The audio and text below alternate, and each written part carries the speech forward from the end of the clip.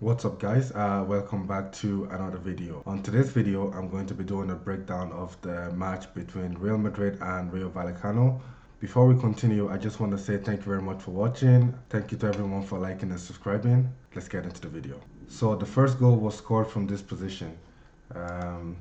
Vini has the ball out on the wing.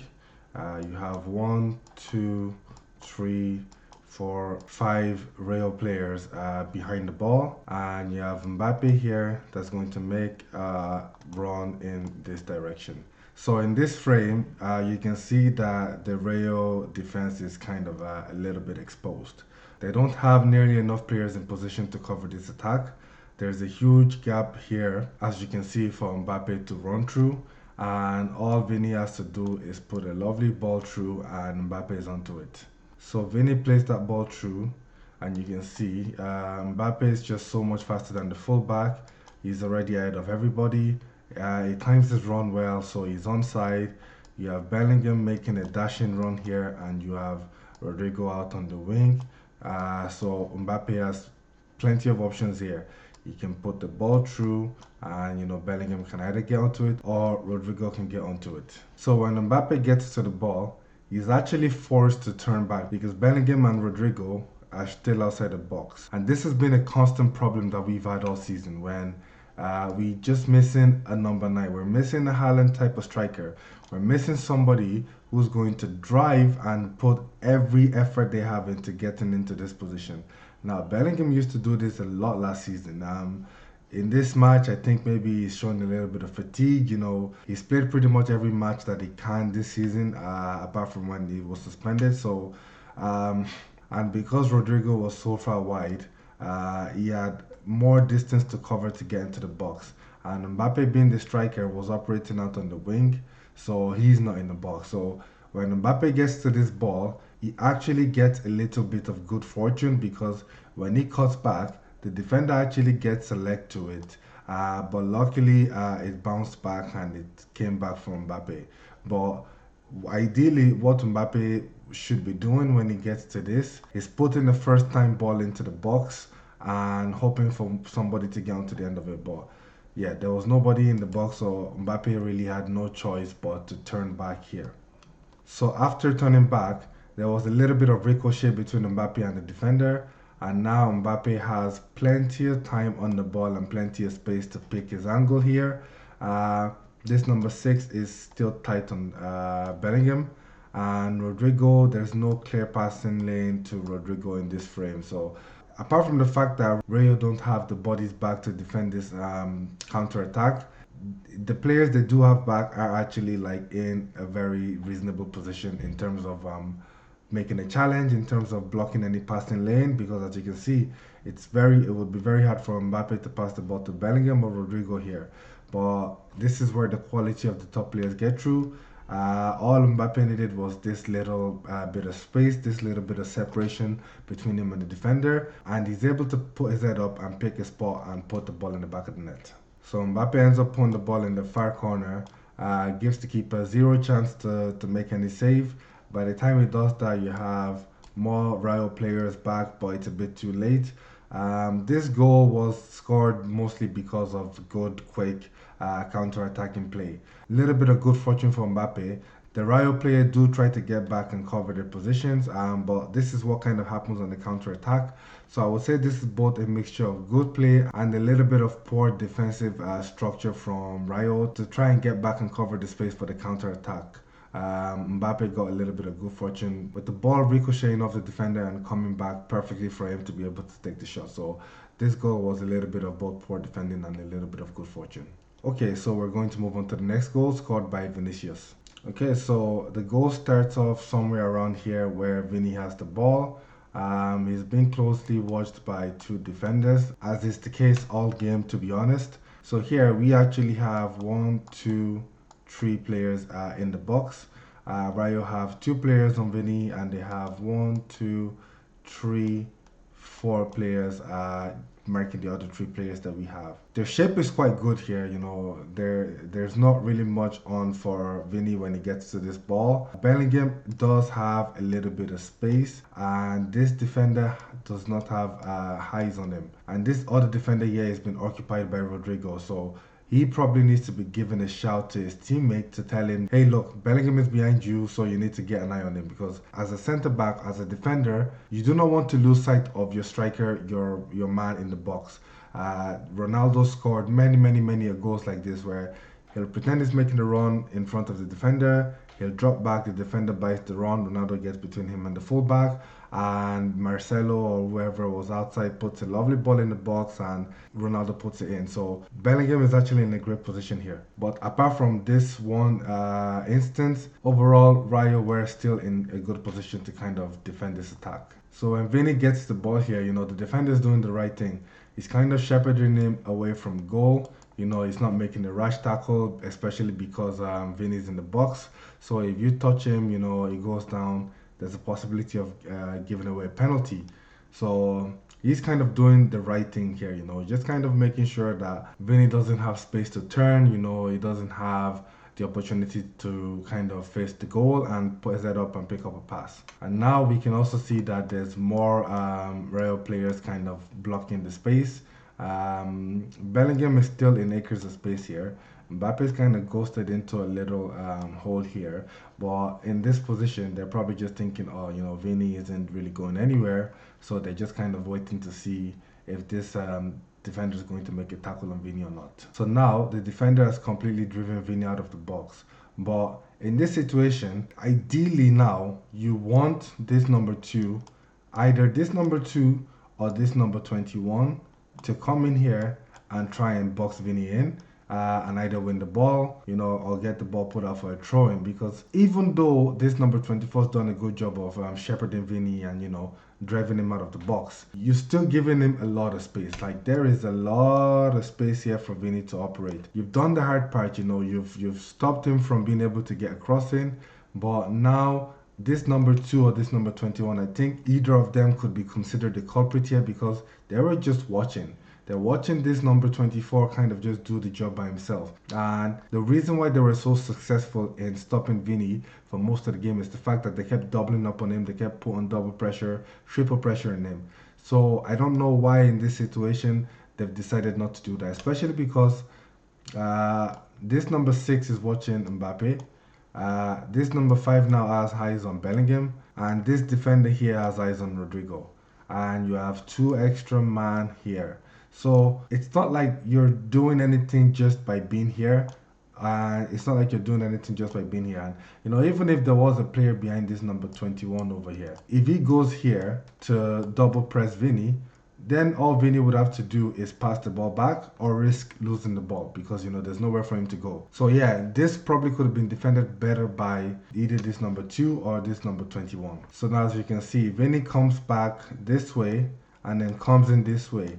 Completely loses his man, you know, makes him run into this number 21, who's now occupying his own player. And now Vinny is completely free and has acres of space to drive at this number 2. And once you have a player of Vinny's quality running at you, especially running into the box, and it's one-on-one in a 1v1 situation, it's almost impossible for any defender to really stop because, you know, one wrong mistake, one wrong decision, and he either gets by you, he takes a shot, you give away a penalty, or he puts a lovely ball into the box.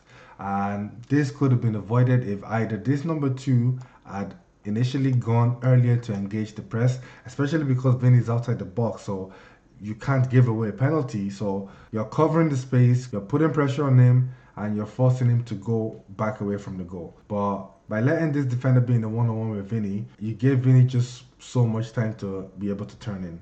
So now Vinny's in the box, he's able to posture up, you know, he can go on the outside, he can go on the inside. You know, he has a passing option to Bellingham here. These 3 defenders they're in a good position, you know. There's nothing really they can do here because this number 6 here is kind of caught in 2 minds thinking if Vinny goes on the outside here, he's probably going to try and intercept him here, because this number 2 will not be able to actually keep up with him. But this number 6 could react in time. This number 5 is clearly looking to see if the ball is going to go to Vinny.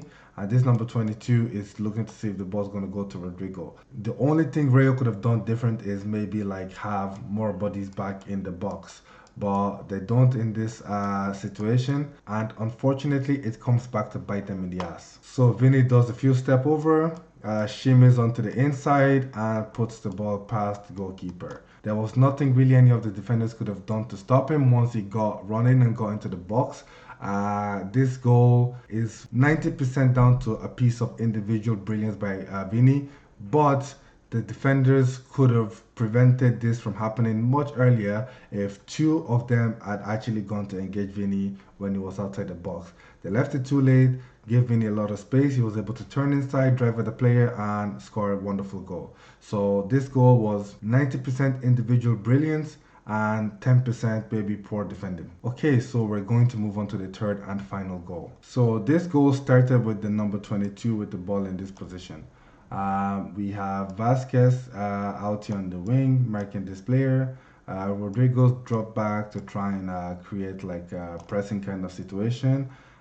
This is Tchouaméni here. He was watching this player here. This player is actually still onside, so if this ball had got played this way, this player would have been able to get it. And then you have one player completely free in acres of space here. And I like to draw big circles around players like this, just to kind of highlight just how much space. Like for a football player, this may as well be like the space between the earth and the moon. Like that is how much space in his mind that he has. There is no one within 100 miles of him.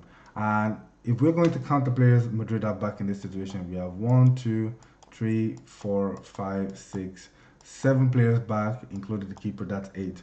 So there's 3 players not in the frame of this picture, and those 3 players I'm guessing would be Bellingham, Mbappe, and Vinny. Now the question is, which player should have been back in this situation to be marking this player? Well, seeing as both Vinny and Mbappe are both attackers, and Bellingham is a midfielder, but Bellingham was playing as a left midfielder today, but he's still playing in midfield. My opinion is that Bellingham should have been the one here marking this player. He's not. He's probably very tired, and this isn't a criticism of Bellingham, because all season Bellingham has ran his heart out, and he's given 120% for the team. So in this situation, I'd say it's probably a little bit of fatigue, because he's really played at a very high level, at a very high pace all season. So I can give him a little bit of grace here, but a player should not be having this much space to operate, especially when there's 7 players back. So after the ball was played into the number 4, we can see Bellingham finally back now. Modric tries to come out and press the player here, but the player plays a lovely first time pass into this player here. Now in this situation, maybe Asensio could be tighter. There is a problem with our overall shape this season, because look at the kind of shape that our defense is in. Somebody should be taking control of this. Somebody should be taking command of this. I don't know why Alaba is marking this player.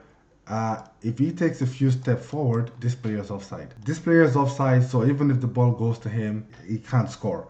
So Asensio is kind of also in a little bit of no man's land. There's a bit of a gap between him and this player here. So when this ball comes to him, he's not able to put pressure on him. But what I will say is, full credit to Rayo. The interplay between these 2 players was actually just sublime, because the ball was phased into this number 4, and that first time pass to this player here was actually just so good, and the return pass was even better. So the Rayo players do a quick 1-2. Asensio can't get to the ball because the ball's played back into this number 4. Tchouaméni can't get to the ball. Modric has been completely taken out of the play. Our shape is still a bit worrying, because again, Alaba still the deepest man back. Now again, I don't really understand why, because if he just takes a step forward, this player would be offside. Fran has lost sight of this player completely. Overall, our shape is pretty poor, but what happens next, it doesn't matter how good our shape is, no goalkeeper in the world would have been stopping this strike. Like, this strike was just absolute top class. Top quality. What a wonderful strike from the Rayo player. Full credit to him. There is not a keeper in the world that would have saved this. Now, in fairness to the Madrid players, Tchouaméni and Asensio did try to get in. They did try to make a block, they tried to like put him under pressure. But like I said, this strike was just top of the shelf. Absolutely, not even Courtois would have saved this. This absolutely flew in off the crossbar, almost shattered the crossbar and left Lunin completely with no chance of even making a stop to this. So, in my opinion, this goal could have easily been avoided if the number 4 had somebody marking him. I know I said Bellingham should have been there, but one of Vinny or Mbappe also probably should be taking responsibility to try and make the effort to get back and assist the team in this kind of situations. We had players back in the line, trying to prevent a cross from going in. And because of that, we had the number 4 for Rayo in acres of space on the edge of the box with nobody marking him. And tactically, I think something needs to be done to avoid situations like this. You don't give top players that amount of space to operate because they'll punish you, and that's what we see here. So this goal could have definitely been avoided, but the interchange between the two Rayo players and the strike was absolutely top quality. They made the best of the chance they got. So I can't really decide if this goal was due to poor defending because our shape initially was actually quite good. But once that ball went to the number 4 on the edge of the box, our shape just kind of got a bit disorganized. There was no one kind of taking charge, telling the lads to push up. But maybe if we had been pushed up a little bit higher, someone could have been able to get a tackle in. But I say mostly this was just a wonderful strike. So that's my analysis. Let me know if there's anything that you think I missed. If you agree, please like the video. Please leave a comment and tell me what you think. Thank you very much for watching. Peace.